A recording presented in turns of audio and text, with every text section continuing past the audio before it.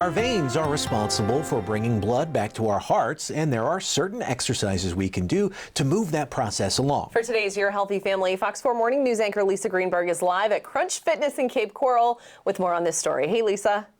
Well, today we are focusing on different exercises that are good for vein health. And one exercise in particular that's really beneficial is yoga. So I'm here at Crunch Fitness inside the hot yoga studio with Olivia. She's one of the yoga instructors here. Hello. Thank you so much for joining us today. Thank you for having me. Let's talk about some of the different exercises that our friends that are watching at home right now can do right in the comfort of their home to get their blood pumping and really get that vein benefit. Absolutely. So if you have a chair at home, go ahead and join me. Perfect. We're going to do some seated positions. So if you want to start over to the left, and you can use any chair at home. So we're going to do a little seated supine twist. So keeping the hips planted on the chair, we are going to turn ourselves, just our upper body, and just lightly twist. Okay.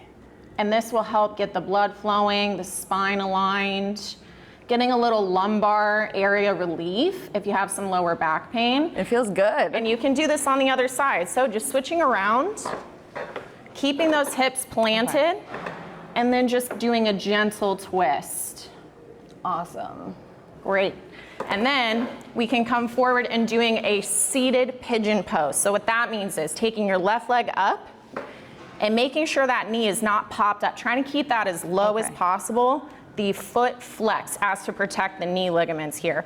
And all you're gonna do is keep that back neutral and just hinge over. Oh yeah, you can feel the stretch in that one. Absolutely. And I can show you what that looks like on the floor as well. Perfect. So if you're doing this on the floor, you can kind of do the same thing. Just have your leg propped up, bring it up, keeping the feet flexed to protect the knee, interlace the fingers, and same thing is on the chair. And there you go. Getting that nice deep stretch. Now this isn't the only activity, yoga, that's good for your vein health. Here are a couple other exercises that Dr. Joseph Cipriano says can really be beneficial for your veins. You should be getting at least 150 minutes of moderate intensity exercise a week, or 75 minutes of vigorous intensity. But if you have venous insufficiency, which is difficulty getting your blood back to your heart from your legs, or you just want to do exercises you know will help your blood flow. Exercises and activities that would render the best benefit for venous insufficiency would involve exercises that involve the legs. Dr. Joseph Cipriano of Lumiere Cosmetic Vein Center says if heading to the gym, things like leg presses, calf raises, on the court, tennis or pickleball, or on the course, playing golf. Also, bicycling, running, you do have swimming that can engage it better, and that does help encourage blood flow and return. Especially swimming because of the water environment. There are any number of studies that show its effects. We're constantly being dragged down, pulled down by gravity, inevitable, day in and day out. But being underwater lessens that pull, reduces the impact on your body and tissues, and encourages blood flow, helping your veins propel your blood back to your heart. First off, your body's just flat and linear. You're not up in vertical. Gravity doesn't have its pull on you as it normally would. Number two, you're in water, and it actually makes your weight actually less, obviously by a significant amount.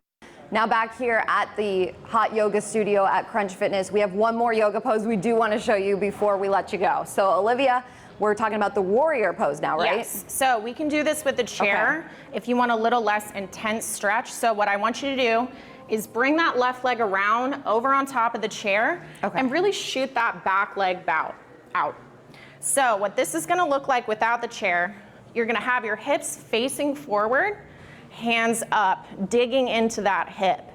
And with the chair, you can really let your leg kind of lengthen out, feeling that stretch.